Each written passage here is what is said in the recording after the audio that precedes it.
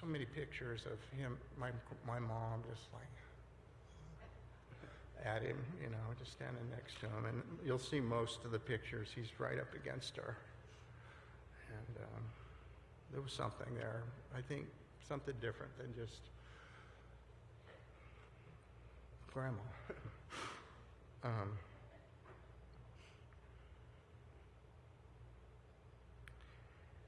I would ask Eliot that just give us a little nod of an appreciation. And I'm gonna, I want to say, but I won't say it. Just give us a little appreciation for how hard we worked for you all these years. You know, I really feel good. And Wes, we came out in 1987. I had a beautiful old 83 Cutlass, 440. It's beautiful. Well, everybody made fun of me because I was an Okie then, but and I had $1,200 in my pocket. I paid the doctor, so we had Eliot, and we came out, and I owed that $1,200 to a job. You'll see most of the pictures. He's right up against her. They held the job open. There was something there. I think Kathy's husband, Duana's mom, and had come out and found a place. So my employer, future employer, Mike Turi, had held my spot till we had the baby. It was just Eliot that he was just wonderful to us and helped us get our first house. Just give us a little nod of an appreciation. But you know, and I'm gonna you can see some of the pictures that I want to say, but I won't say it. Just give us a little my family are all appreciation for how hard we worked for you all these years. Dirt poor. My mom, other pictures, they literally are. We worked in West. We worked to to provide. We came out in 1987. I had a beautiful old his heart 83 Cutlass, 440. It's beautiful. Well, everybody made fun of me because I was an Okie then, but I had $1,200 in my pocket. I paid the doctor, so we had Eliot, and we came out, and I owed that $1,200 to a job. You'll see most of the pictures. He's right up against her. They held the job open. There was something there. I think Kathy's husband, Duana's mom, and had come out and found a place. So my employer, you guys will think of future employer, Mike Turi, who's speaking to you now as if you're here. I would. It was just Eliot. There's a big part of me that says you will hear us and help us get our first. If you're here today, just give us a little nod of an appreciation. But like last night, you know, you can see some of the pictures that one of their meditation. I won't say it. Just give us a little. My family are all appreciation for how hard we worked for you. I can't imagine this year. It's dirt poor. My mom, other pictures, they literally are. We work in West. We work. Ask West to get busy and procreate. We came out in 1987.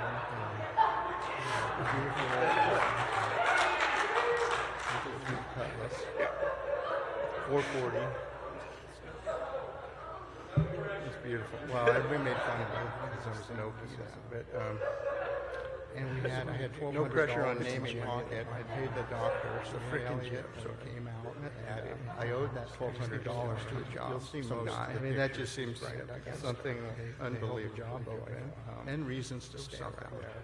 I think Kathy's husband, Duana's mom, had come out, not geographized, so my employer, you guys will think of future employer, Mike Turi, is speaking to you now as if you're here. I would. It was just Eliot. There's a big part of me that says you will hear us and help us get our first. If you're here today, just give us a little nod. I hope you smell it out.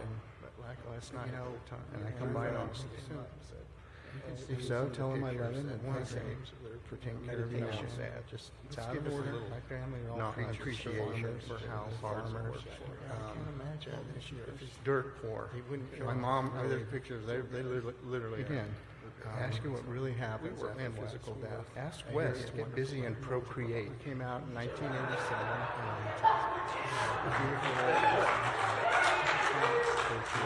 I never really thought of it.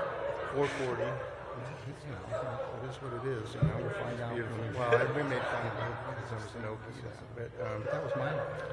and I had $1,200 No pressure on in naming my pocket. I paid the doctor, so Frickin' Elliot, chips. so it came out. And, I owed that $1,200 to a job. You'll see some most guy. of the I mean, that pictures just seems right, I guess. something unbelievable. job going, And reasons to stay around. I think Kathy's husband was mom had come out, not geographically, so my assuming the atheists are wrong. Future employer. I was speaking to you now is a creature. I would. It's just the karma. A big part of me that says you will hear us. And Help us again, get our first few folks days, just get get us us in. I hope he's mellowed out. You have shown me signs, and I come by on. I'm not so sure about that yet. But even Joe, the guy I think, you know, the world of, beyond, I mean, he even asked that that be a part of our life and that he shows up for us. And, you know, I came in to talk to Joe the other day, and I guess some of you know, Eliot worked at Obey Clothing. And guess what? Joe had a Obey shirt on. Like, and I think, honestly, I thought I had that shirt one time. But I have a lot of Obey and Stussy and stuff. And he gave me. He was so generous with the stuff.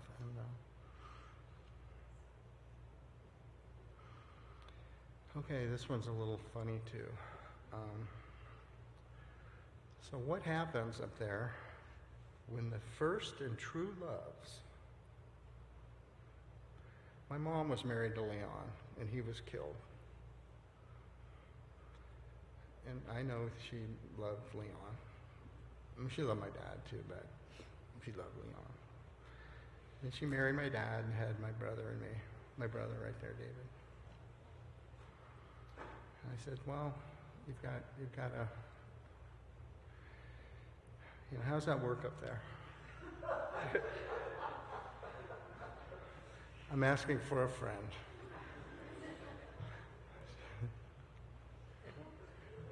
Okay.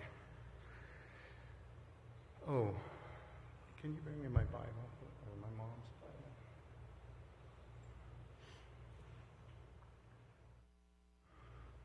And for my part, and the spoken part, I think we'll get opportunity to share for out there with food and stuff. So if you want, brave this COVID storm, and understand if. But for this part, we'll close after. I don't know if we'll close it, but this celebration. But I just wanted to mention the Lord's Prayer. I mean, I say a few prayers every day. My spiritual practices with a bunch of my friends here, and haven't drank in 21 years, so something's working. I don't know if that's always been good for my relationship with Eliot, hanging out and stuff, but it works for me, and it was the path that I believe my life was to follow. But it starts the two words, so I'll keep it simple, Our Father. So it kind of defines Eliot and my relationship, and really Wes's too, for the rest of our day, or eternity. We're brothers in soul. We have one Father.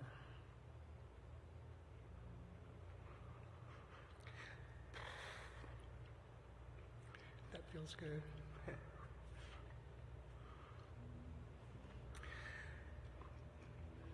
I love you, and we'll carry you in my heart until we meet again, and then after too. And I just want to correlate one of Eliot's famous statements. I think it's a bumper sticker, even. Maybe. I don't know.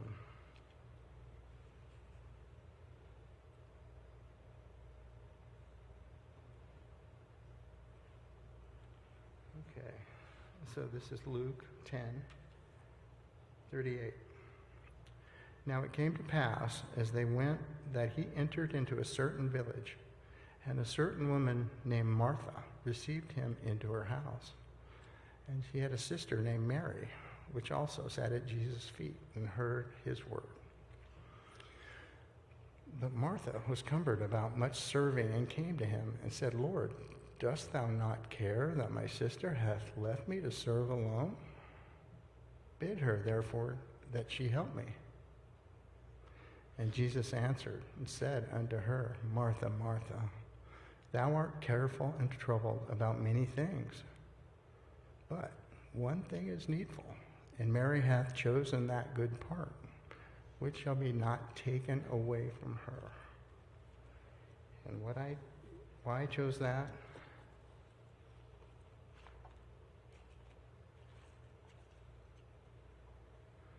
Let the rats run the race.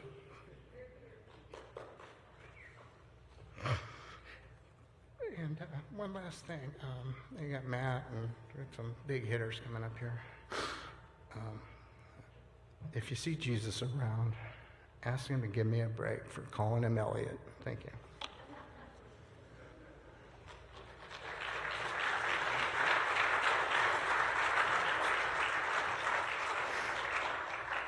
I'm just going to say thank you for everyone coming and respecting my brother's life.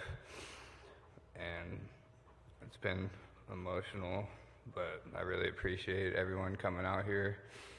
And I don't have much to say, but I love everyone in here and just being here for our family during this time.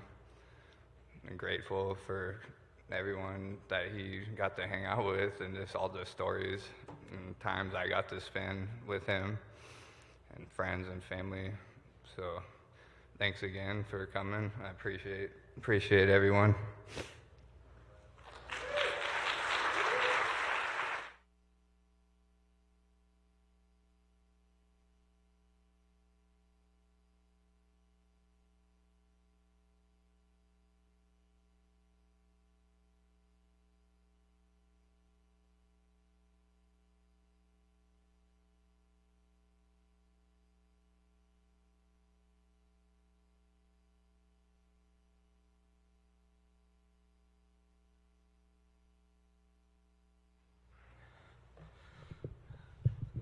I'm a little mad at the agenda. I was hoping to go before you. And I had to put some stuff on paper because I'd honestly could be up here for a week. I feel like just blabbering about Eliot and myself and just the times that we had and enjoyed with him and together and just everything. But for those that don't know me, my name is Matt. And the story of Eliot and I started a long, long time ago. We were both 33, and I got to know him for 26 years of those 33. It's fucking insane. And we weren't just friends in my mind. Friends is not the correct term. Brothers even is a little weird to say. It was something more. It's like we were the same coin and just different sides of it. Everything we did was the same. It's crazy to think about that, how close we really were, even if we didn't talk every day or whatever it may be. And when I met Eliot too, I didn't just get that brother, best friend, whatever. I got a new weird little family. William, Dewana, and Wes. Their house off Allport was right down the street from my parents'. It was really in the middle of the Frascos, the Hugheses, and my parents. So I think we kind of terrorized the Moffat neighborhood a decent amount. We were always together. It was crazy. Playing, schoolwork, listening to music, playing sports. We did everything. Us three. It's just bizarre. I think that's rare, especially that young, starting so early. Growing up, of course, we went through phases of every size and shape. Thinking we were going to be sports stars, to Williams' point, dirt bike riders, skateboarders. We were going to start our own company and do whatever. We got into death metal, which is still awesome, but out of all those dreams and kind of thoughts and talks that we had about like how we're gonna grow up, become men or whatever, we ended up working together in a cage in a warehouse at Stussy. But looking back on it, what a trip. Literally getting paid to hang out with your best friend, listen to music, ship some t-shirts, be around all of our other best friends too, and getting paid for it. It's insane. I trip out a lot on, like I said, like thinking of stuff that I have memories of, and I have to think that it was rare. Doesn't happen.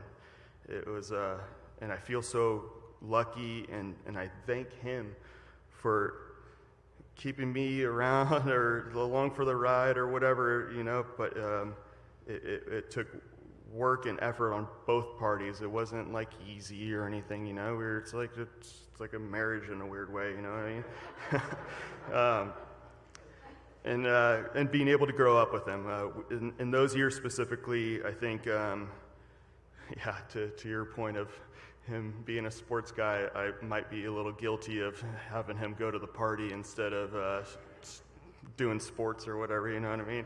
I think we got a little blurry on our path every once in a while, but we grew up a lot in those years, especially at Stussy. Ellie got super motivated and to go back to school, follow his passion of art, fashion, skateboarding, and little Miss Erica.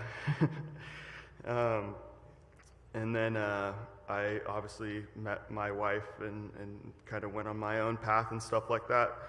But we always stayed in touch. We always were sending texts, phone calls, weird memes on Instagram.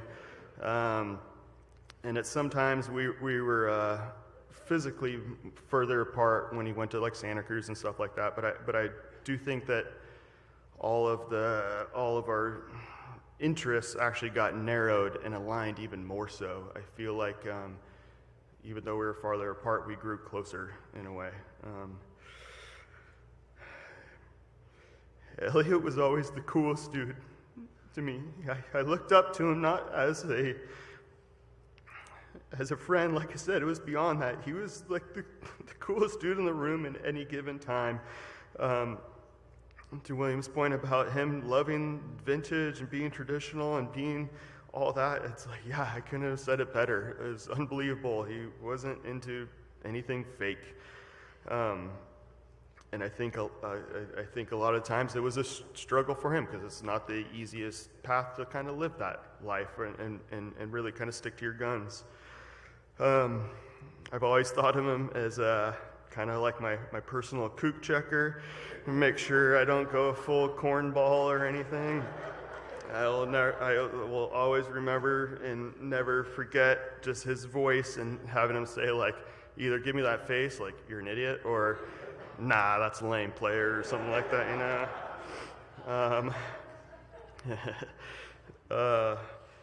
And later, especially these past couple months, specifically this year, I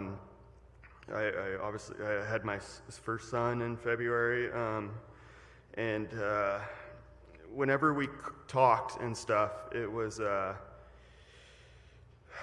there was no distractions with him. He called me because he had a reason to call me. And it was like almost like we were on like an agenda in a weird way, but like he wanted to know about me. He wanted the real Matt. He wanted to know what was up with my family, Danielle, Cruz, and there was no extra like BS with it. You know what I mean? He was real to the point. Oh, I got a little off topic right there. Whoa. But I wanted to make just a point too, and I am in this guilty party too. But I think it would be something that he would greatly appreciate is for all of us. I know there's a lot of extracurricular in the world right now, but like to really pick up the phone and talk to your friends and your family and stuff. I think it means more now than ever, and it's truly something Eliot would do. Just be real and catch up. I found this quote from Mark Twain, and I thought it was pretty relevant with Senor Eliot. The fear of death follows the fear of life. A man who fully lives is prepared to die at any time. I know that sounds super aggro, pretty hardcore, but that was him. He was real, and in his very short life, he lived it to the fullest. He chose everything he did and didn't let many of us dictate or help or do whatever. You know, it was Eliot's world. We were just living in it. You know. But I think that just ties a lot to him and his character of being passionate, authentic, traditional, real. So I like that little quote. Eliot and my son, Cruz, never physically met. They were able to hang out a few times behind a screen, which of course we'll cherish forever. I catch myself looking, creeping back so deep on my phone records just to look at the time that we got to talk. I never imagined this being part of our story, and it breaks my heart that he won't be there by my side when Cruz does a lot of the firsts that we shared together. Just everything. There's so many firsts, like skateboarding, music, everything, and really, I needed his help to be a better dad, and I'm going to try my hardest to have him along for our ride. I know he always got weird on marriage and kids and stuff like that, but it seems like he changed his mind every other day. But I think he would have been amazing in both. And it just breaks my heart that he won't get to experience that.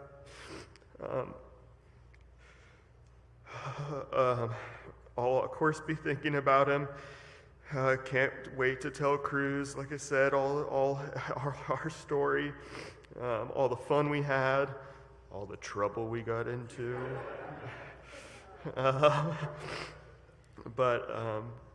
Yeah, and I still can't believe he's not here.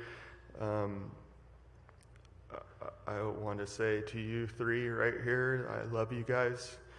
Words, and that is not enough, but thank you to all three of you for allowing us to all enjoy your son, your brother.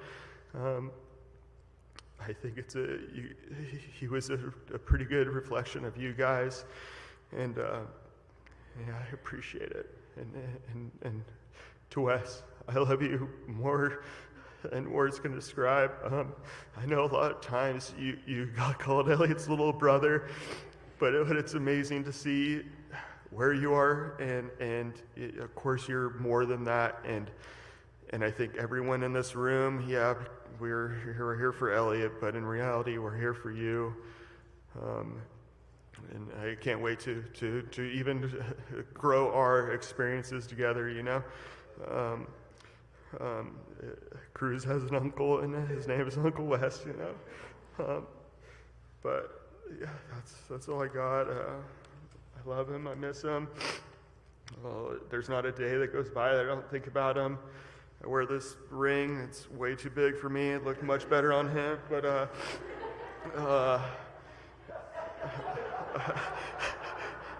it makes no sense on me. But but it's always, I'm playing with it, and it's just, to William's point of like signs and stuff like that. Like every time I look down here, it's just like it's just like, holy crap, it's just along for the ride, and it's just like memory after memory after memory. So especially today, could because of my wicked hangover, but all right, I'm rambling. I love you guys, and thank you. I appreciate it.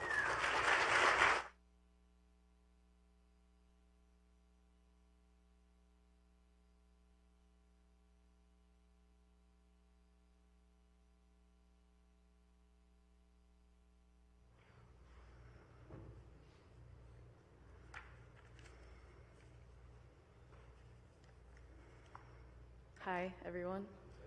Thanks, Matt. That was amazing. I think I know most of you here, but for those of you that I don't, I'm Erica. Eliot and I met in 2005 at Edison High School.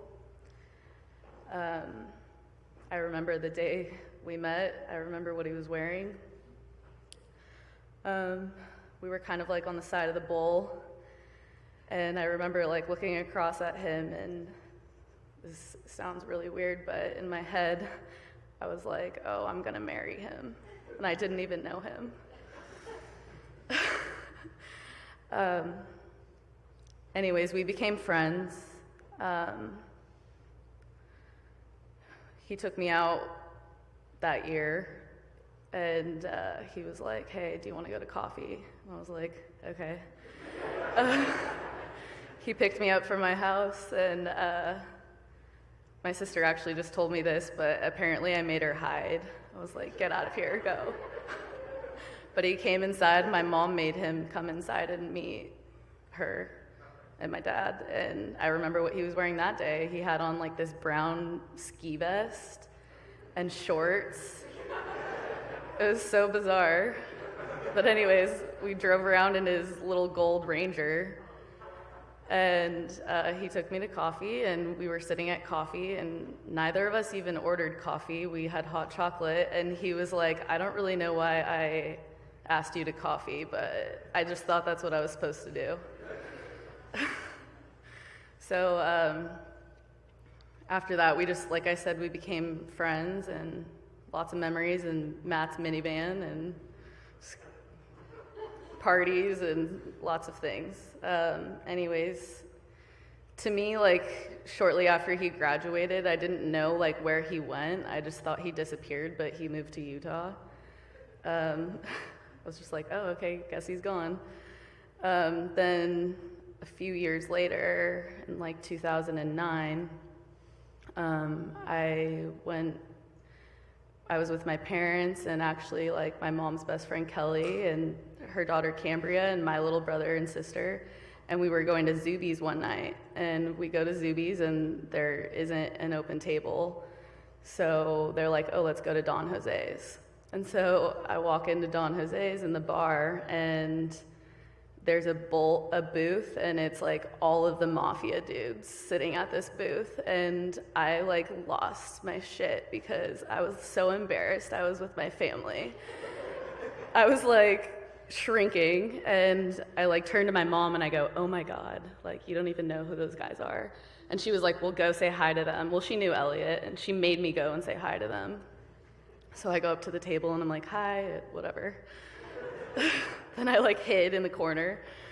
The next day I got a text message, and it was like, it was really good to see you. And I was like, who is this? I must have had a new phone or something. And he was like, Eliot Hughes. And I was just like, oh my God, like Eliot Hughes just texted me. Then like the rest is kind of history. When we first started dating, well, when we still did this, but we would just listen to records all night long until like 4 a.m. I remember one time my mom picking me up from his house, and it was pouring rain, and we didn't even know what time it was, but I was like, can you come get me? And it was like 4 a.m. And she was like, what were you guys doing at 4 a.m.? And I'm like, oh, we were just like listening to records all night long. But that was one of my favorite things to do with him. Eventually, like our lives grew together, and we lived a lot of life together. We traveled many places. We went to hundreds of shows. I don't even know how many. We ended up living together. Well, we lived in Santa Cruz. Eliot got a job. Every Saturday and Sunday, he would make a cup of coffee and throw on a record. It was just like what we did. When we moved to Santa Cruz, we got Hesher, our French bulldog. But we had a family. It was us three.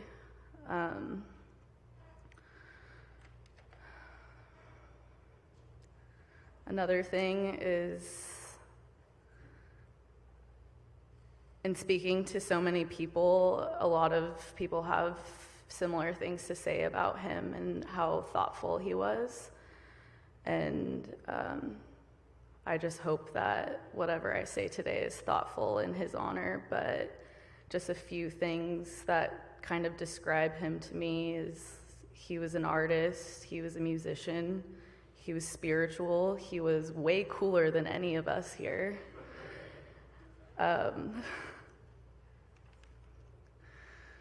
He left me with a lot of gifts, and those gifts include like dozens of handwritten letters that I got from him over the years, life lessons from him. I am who I am a lot because of him.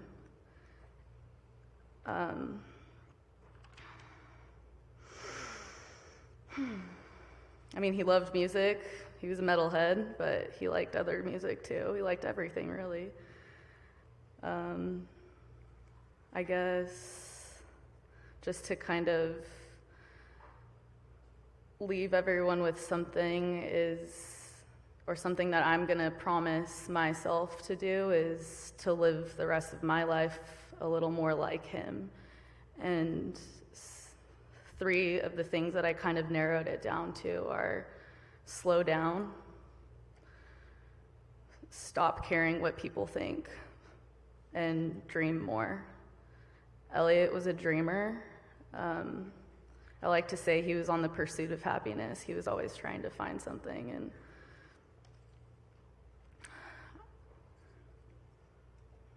there was something else I wanted to say about that, but it's fine. I'll never stop talking about him. I'll never stop loving him.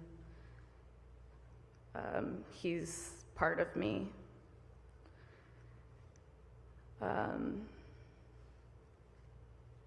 And Wes, I just want you to know that you're my brother and I have your back. I love you.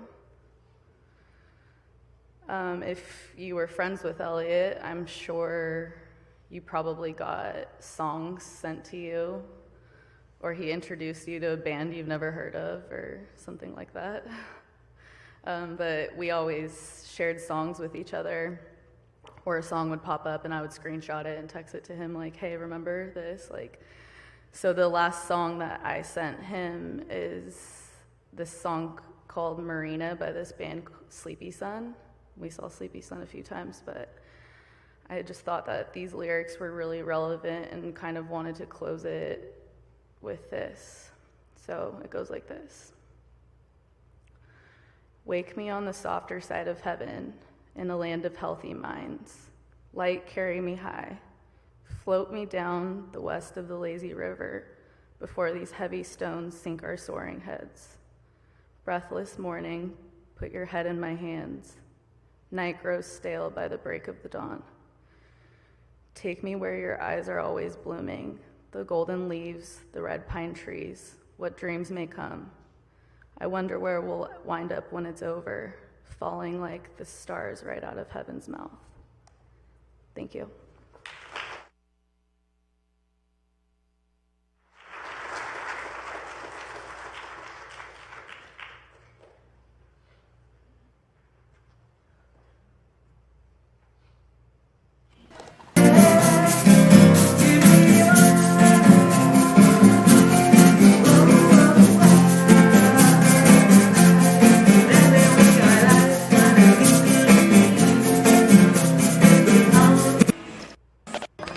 think we got Eliot coming up now.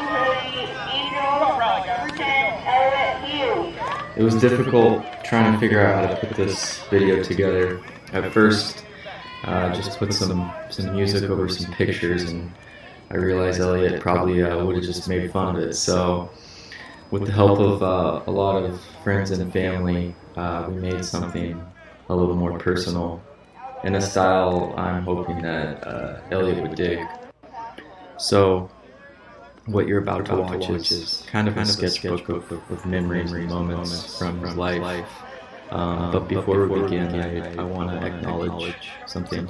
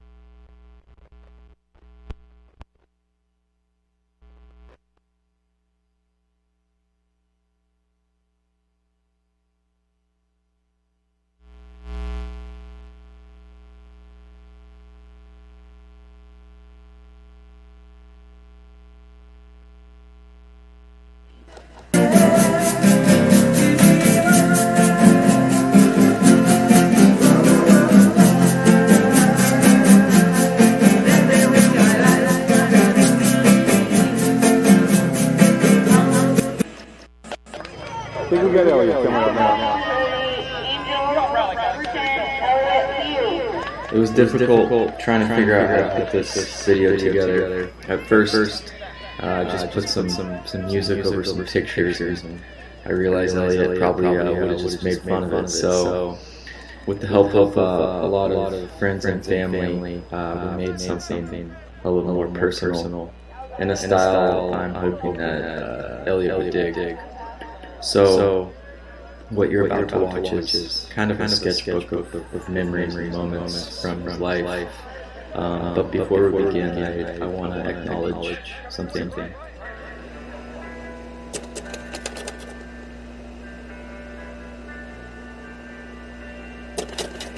Upon looking at a lot of this footage and photos from when he was just basically a baby, I realized that there's just no way to express what it's like to lose someone from your family, a brother or a son.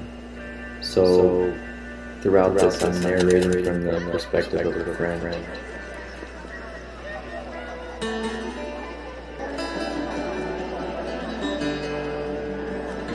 I like these clips because I feel like it's something everyone who grew up in the same area can relate to. It's like we have these shared experiences, I guess sort of like a collective memory.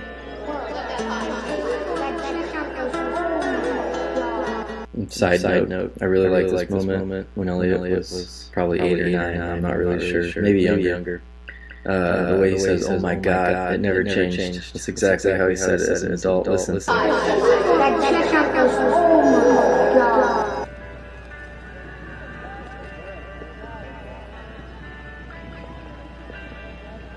Awesome. Here we are approaching the Grove of Giants. You look at this stuff, and it could almost be yours. And maybe that's why we all had a deep friendship and connection. Everything from ASO soccer to taking a family trip to the Redwoods to opening presents on Christmas morning.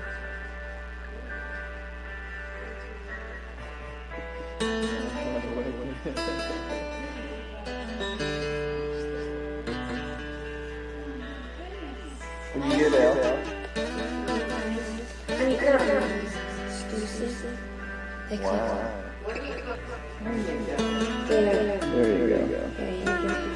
Hold them up, Bill. Oh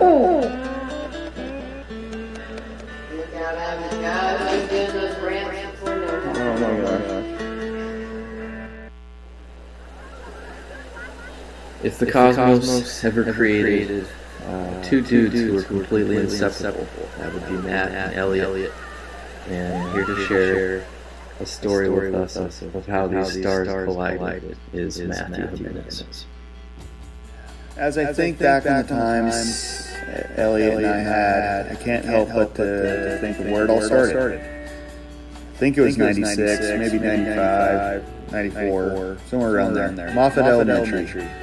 First day of third grade. It's weird because I have a pretty shitty memory on most things, and maybe it's because we always talked about this as the only reason why I actually remember it.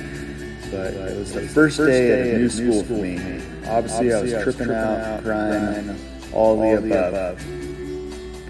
Then these scrawny two dudes roll up to me while we're getting in line before heading into class, and they say something along the lines, "Nice shoes, dude. Do you even skate?" I think they were trying to clown on me and call me out for being the new kid and all, which I can't complain about. But then I replied, "Yeah, dudes, these are Ed Templeton's signature shoes." And I think right there, in that moment, the three of us, Eliot, John, and I became friends. Their eyes lit up and got so pumped that I wasn't a full kook. And then I got so happy because I immediately had two homies to lean on when entering the new school, and all that came with that. From there, I felt like we were inseparable. Everything I did, they were into.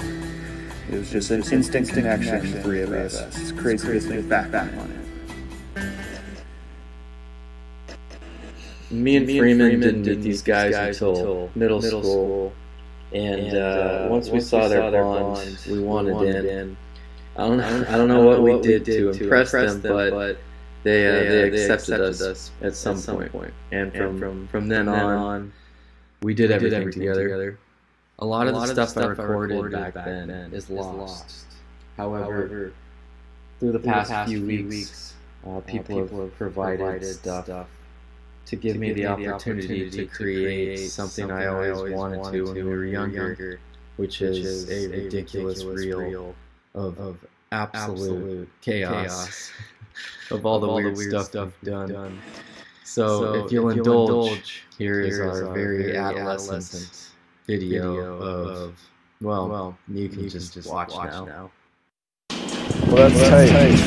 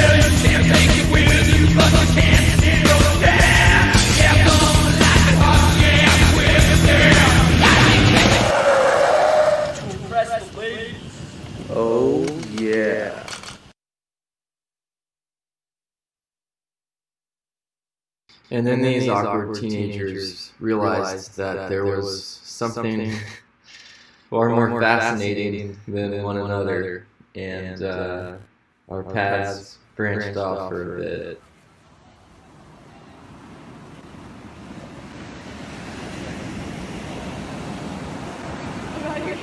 Here it comes.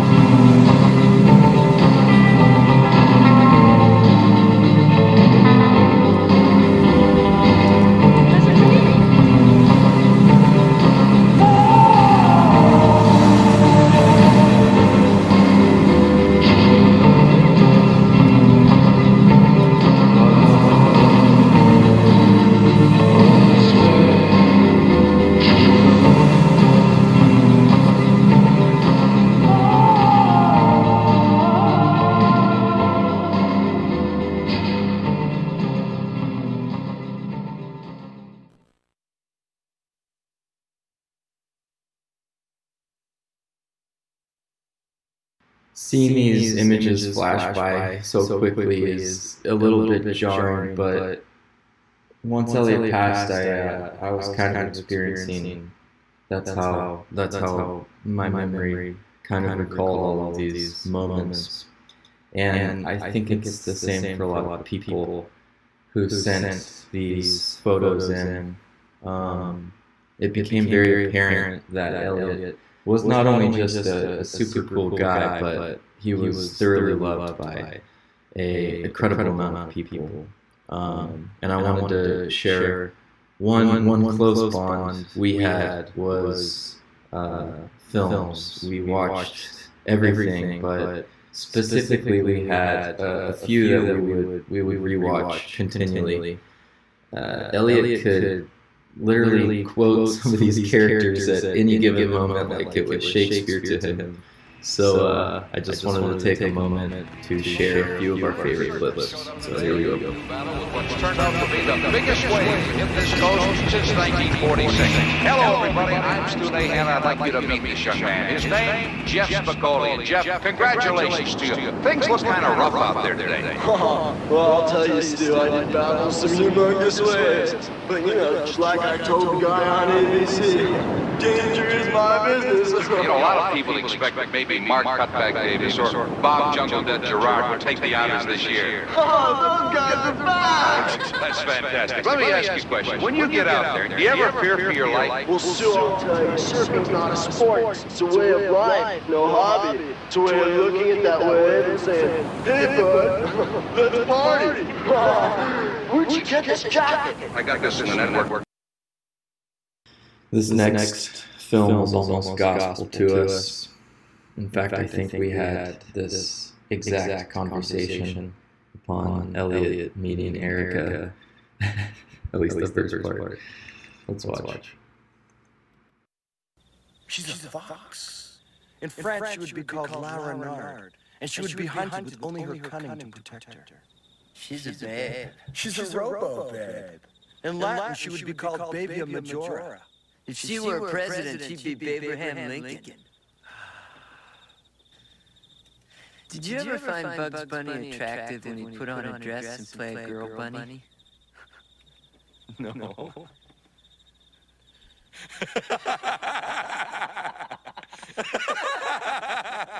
No. I have to share just one more clip. I always found it funny that we were so obsessed with this film. It's like an epic battle film from the late 90s. Totally lost to the past. It's got Antonio Banderas. But we watched this like I don't know, 20 times. And I think it's secretly we just wanted to be Vikings. So here it is.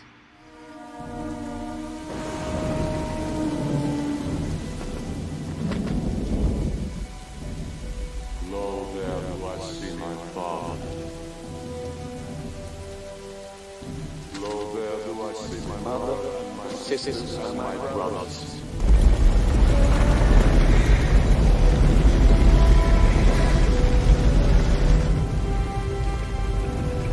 Lo, there do I see the line of my people back to the beginning. No. They do call to me. They bid me take my place among them.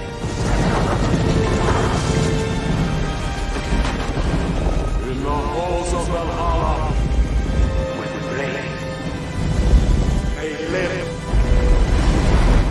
forever.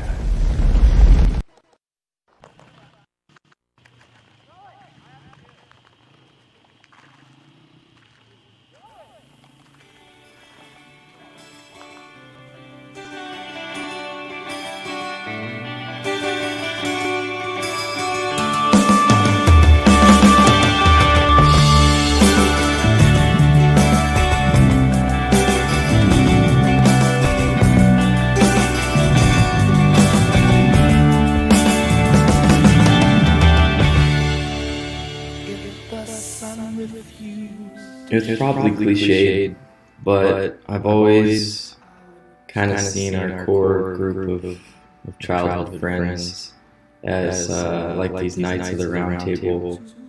You form this really close bond and you have these amazing amount of experiences together.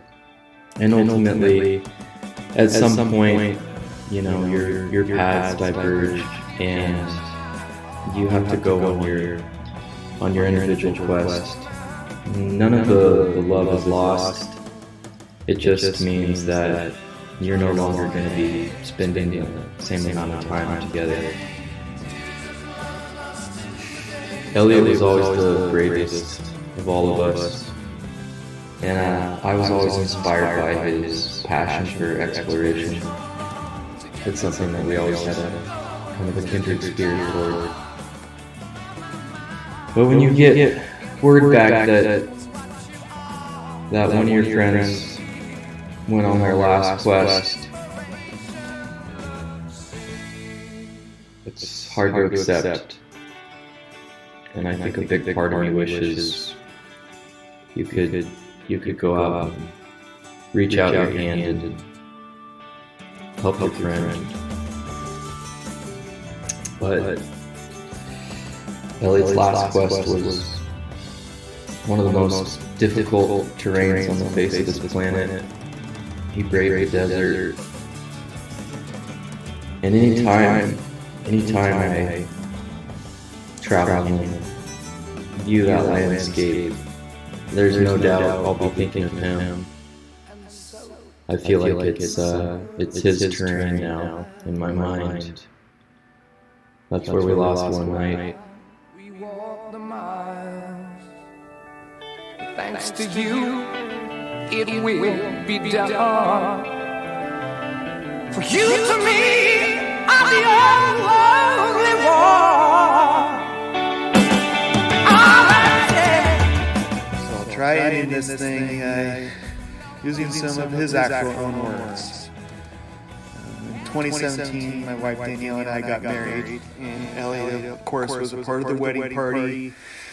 And obviously, probably wasn't his favorite spot, knowing that he was had a light on him. He was on stage with us. The wedding was eyes on him at a certain point. But he did great, and it was awesome to see him happy. And he really shined during the speeches. Eliot stood up, says blah blah blah. We met in third grade and all that good groovy stuff. And then he says something that I think actually makes more sense for me to say about him than when he said it to me. So, Eliot, you possess qualities that I admire and are honestly hard to come by these days. Integrity and loyalty. Those words describe exactly who you are to me. I still can't believe he's not here. I miss you, Eliot. I love you, Eliot. Can't wait to see you again.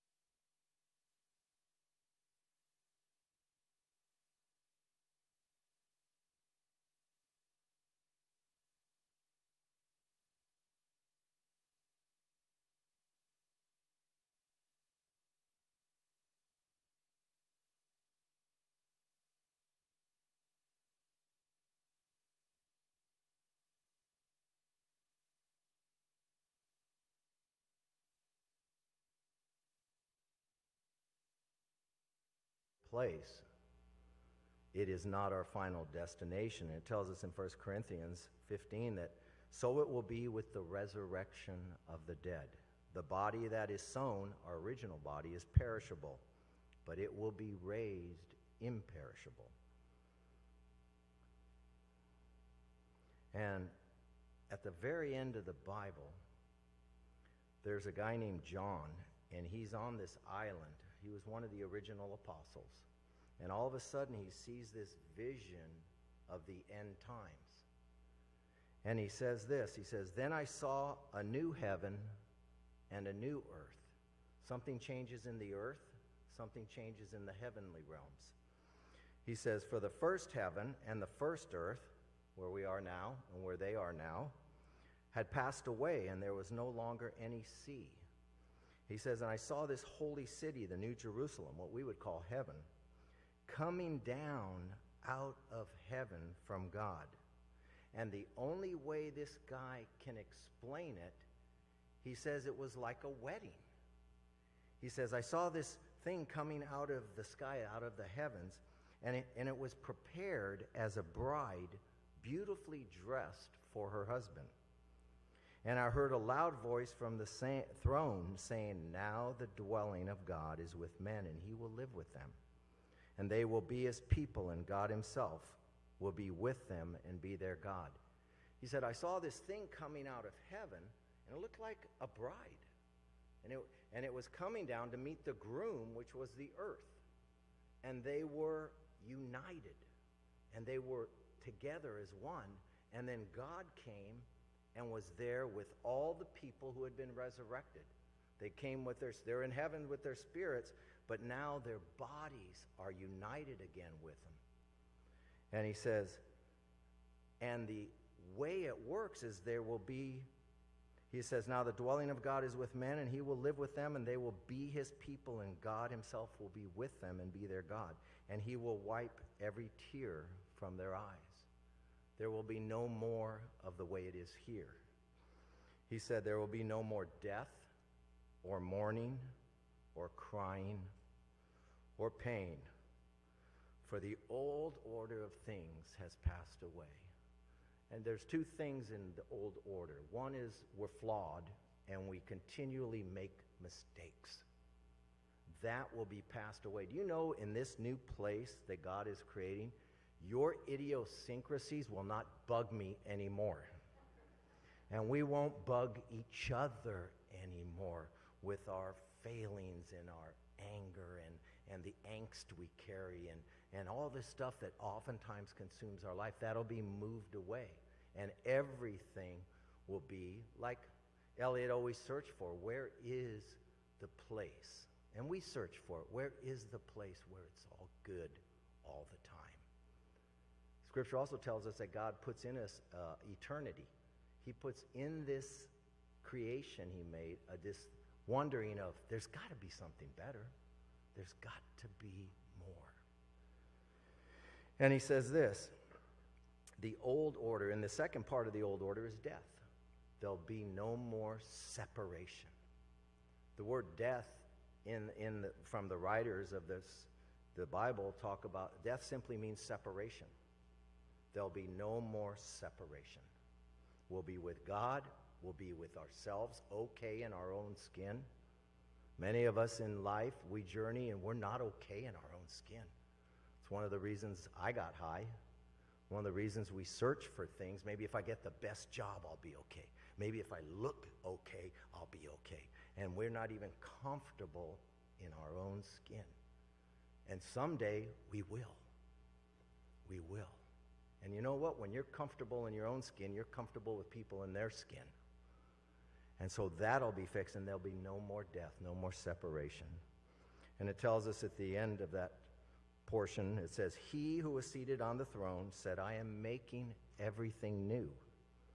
Write this down, for these words are trustworthy and they're true." And that's what we hold on to.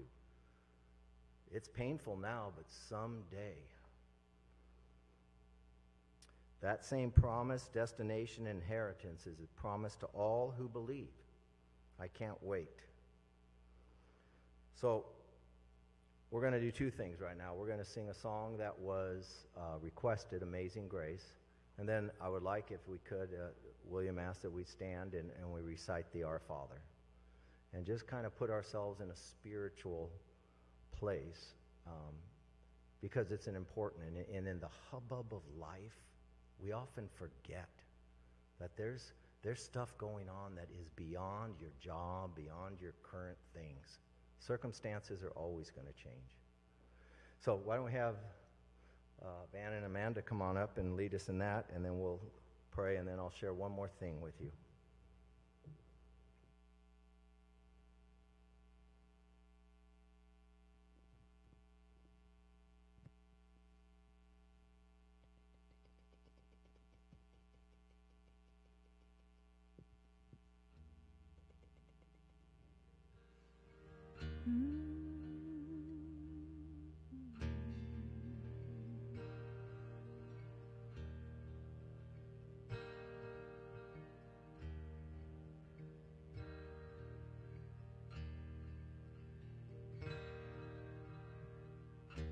Amazing grace, how sweet the sound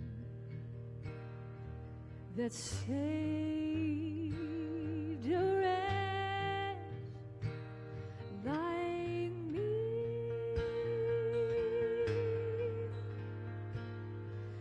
I once was lost, but now I'm found. Was blind, but now I see.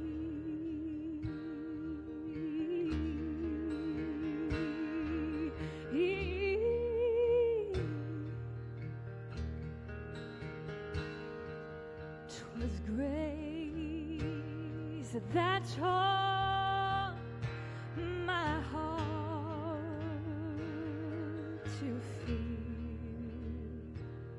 and grace my fear relieved.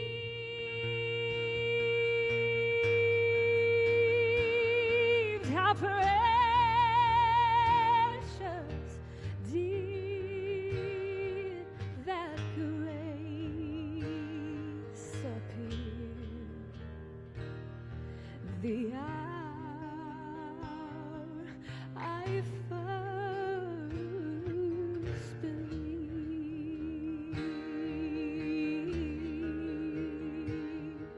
Oh,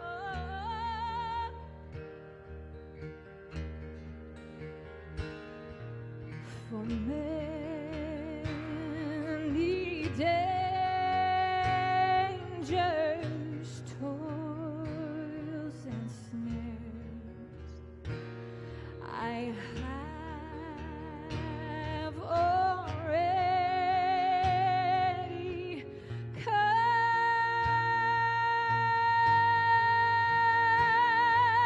'Twas grace that brought me safe thus far, and grace will lead me home. Oh, the grace will lead me home. Always grace will lead me home. When we've been there 10,000 years, bright shining as the sun.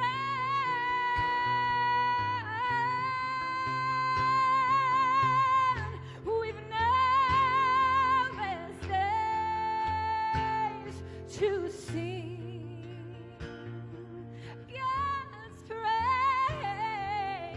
And when we first begun,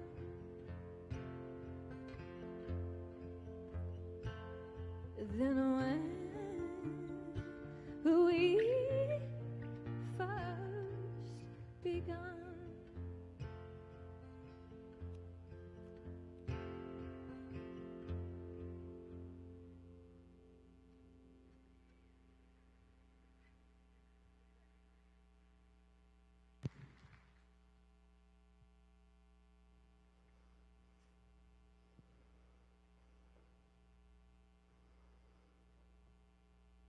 So all of us can learn much from Eliot's life. So please learn this. Life is unpredictable, and there is a God. If you've never made that connection before with God, this is a great opportunity. Or if you have, and there's, you're living in such a manner that that's not right. This is an opportunity to get right and to think about that part of our life, because it is a big deal.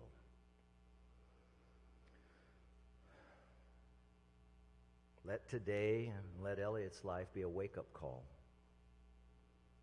And today, for some of us, it might be an opportunity for a fresh start. So let's please stand together and recite the Our Father.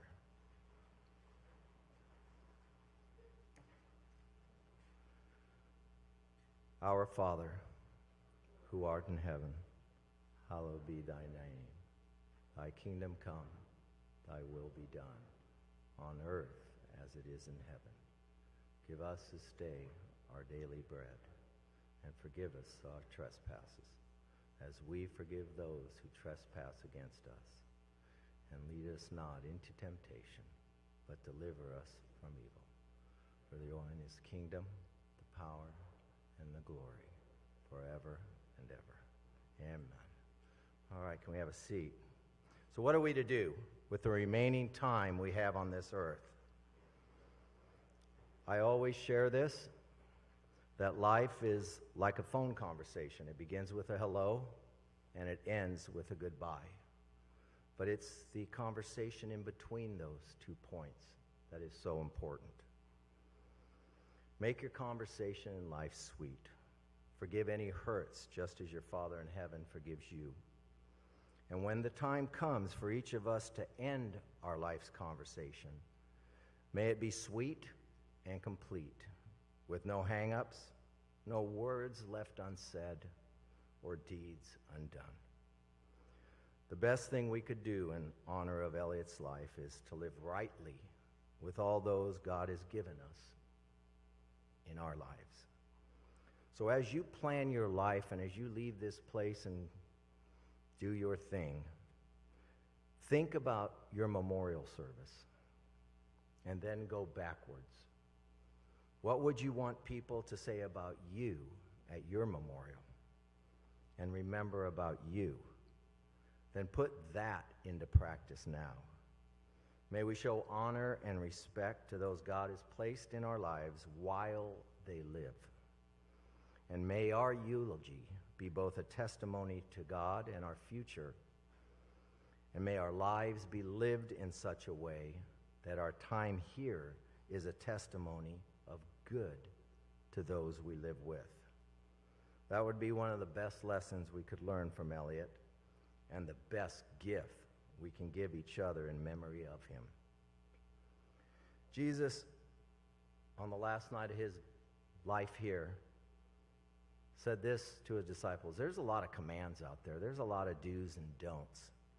But this is the thing I want you to remember. He said, a new command I give you: love one another. As I have loved you, you must love one another. And so we're going to conclude this time with the song, A Wonderful Life, because I want you guys to know that life is still wonderful, though you're in the dark place right now. You're in the place of great loss, and I get it.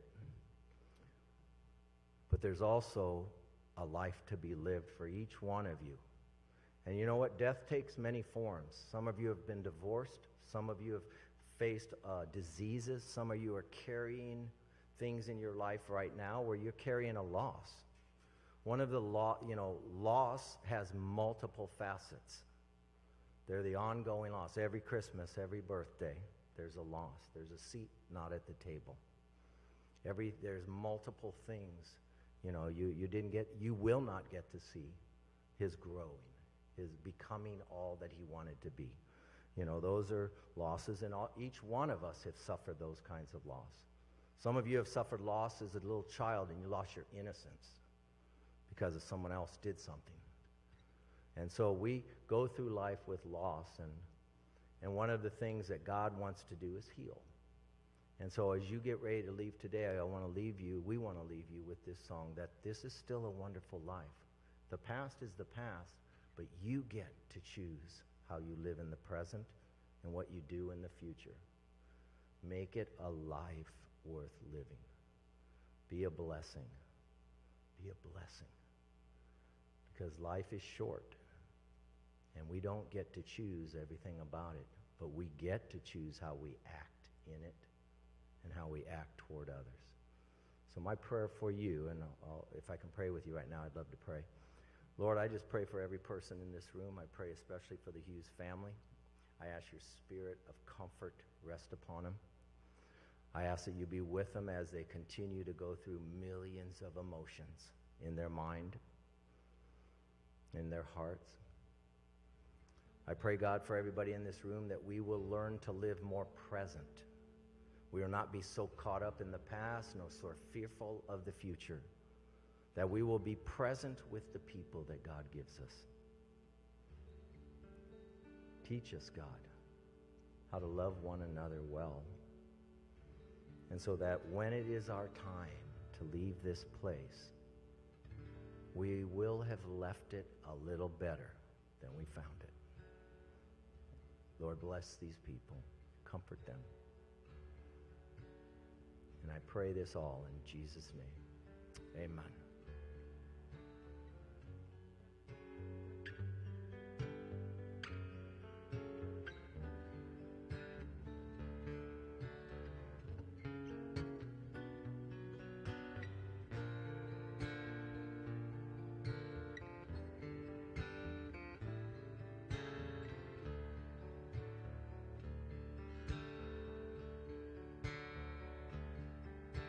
I see trees of green, red roses too. I see them bloom for me and for you. And I think to myself, what a wonderful world.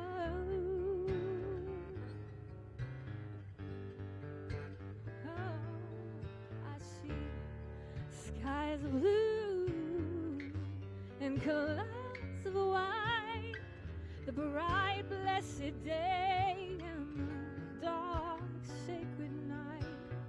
And I think to myself, ooh, what a wonderful world.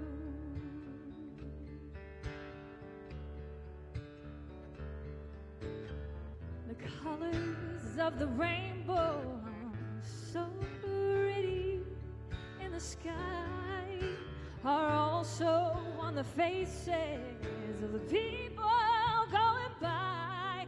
I see friends shaking hands, singing, how do you do? They're really saying, I love you. I hear babies cry, and I watch them grow, and they'll learn much more than I'll ever know. And I think to myself, what a wonderful world. And I think to myself, what a wonderful world.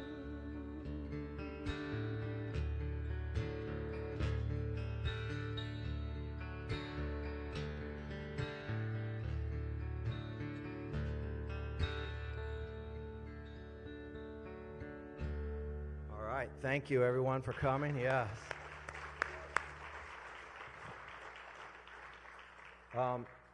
There's going to be a meal immediately following here, but they're going to hand it to you in a prepackaged form. So you can, there's tables set up outside right here. Be sure and say something to the family and give your condolences. And thank you again. And God bless you guys, and I pray that God will bless you as you journey forward. Thank you again. God bless.